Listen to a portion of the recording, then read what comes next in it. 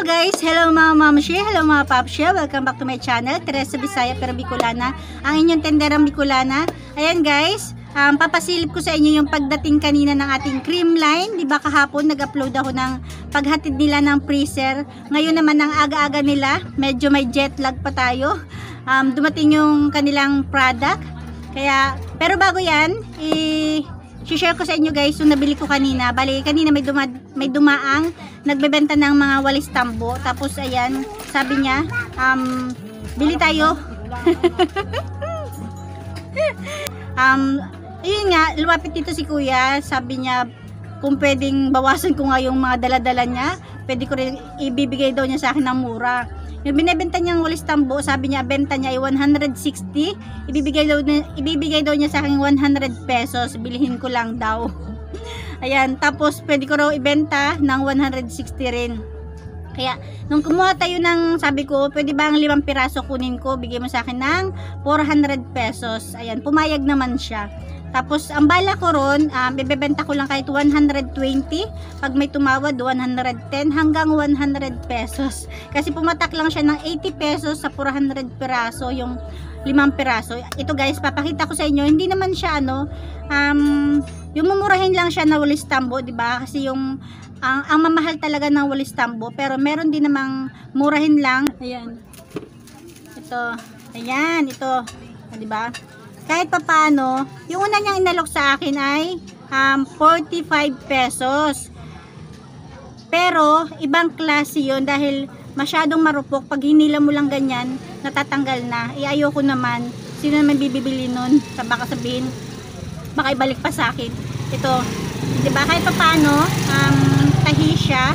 Pero hindi siya talaga 100% na matibay. Kasi, parang ang gaan niya kasi, ang gaan niya.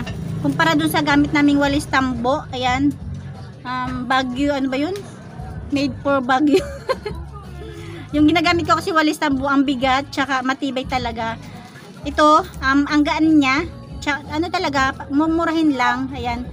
Sabi niya nga, ibenta ko rin daw ng 160. Ayan, bali 5 piraso yung binili ko nito. 5 piraso yung binili ko nito. Sabi niya, benta ko rin daw ng 160. Pero sa tingin ko, hindi to 160 talaga kasi ang ano lang, ang baba lang ng ano niya, kasi kahit ako hindi ako marunong kumilatis, pero tingin ko hindi to 160. Kaya ito, siguro bebenta ko nga lang ng 120 to 100 pesos, di ba? Kaya yan. Parang binilhan ko na lang si kuya para kahit papano kumita siya, di ba? Kasi hindi naman yun ibibigay ng 405 kung lugi pa siya. Kaya ayan, parang tulong na lang din natin kay kuya sa pag-iikot niya, mabawasan yung kanyang dala-dala.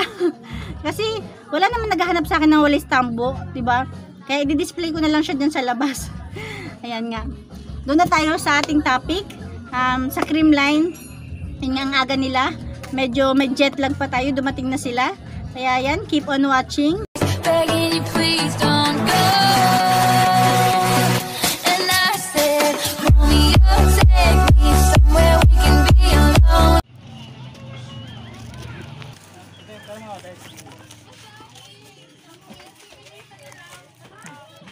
Video na naman, te? Siyempre. Video na naman. Kaya kaway-kaway kayo dyan.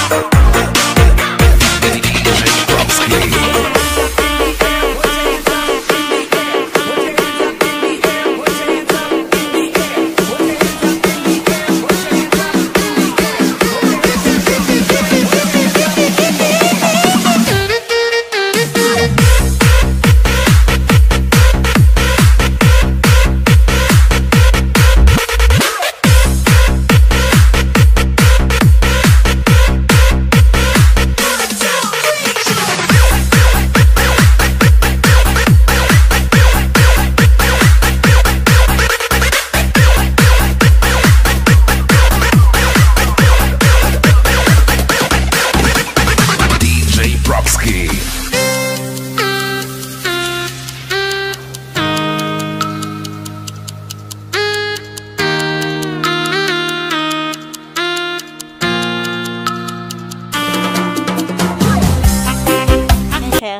Medyo nagulo na siya dahil syempre may mga bumili ng bata. Ayan, diba? Ayan siya. Hanggang ilalim naman siya. Ayan. Pero pa hanggang tulo. Diba? Ang lakas niya mag-yellow. Ayan, yellow na agad siya. Diba? Para mas mabili talaga yung tag 10 lang at saka tag 15. Ayan. Tapos sa labas naman, ayan guys, tapos bali sa labas, ayan diba, yung aking mga chicharia, tapos doon ko siya nilagay, ayan, bali magkabaliktaran to, diba, ayan, ayan siya, tapos yun, bigyan ko lang siya sa nilagay sa may bubong. Ayun guys, konting pasilip lang yun sa mga ganap kanina. Medyo na-dismaya lang tayo ng konti kasi ang liit lang pala ng kita ng ice cream. Tapos paano lang, 'di ba? Ang dami kong anak. Tapos 'di ba, magdamag maghapon magdamag. Maghapon magdamag yung nakasaksak. Kaya sana lang mabenta yung ating ice cream para naman bawi tayo sa kita. Kasi ang liit lang talaga ng kita niya guys. Siguro piso hanggang 5 piso lang yung patong sa isang item. Halos kadalasan talaga ay 2 lang. Siguro 2 item lang yung nasa 5 piso, tapos yung medyo yung 1.3 yan mga 10 piso yun. Di ba? Yung 1.3 siguro mga 10 piso may 10 piso may yung tubo, 10 piso lang ganyan. Tapos yung kadalasan 2 piso hanggang 3 piso, tapos meron namang 5 piso, isa lang siguro yun. Kaya yun lang guys, sana nga maging mabenta. Kaya yun lang, good luck ulit sa ating bagong business. Thank you guys, thank you for watching.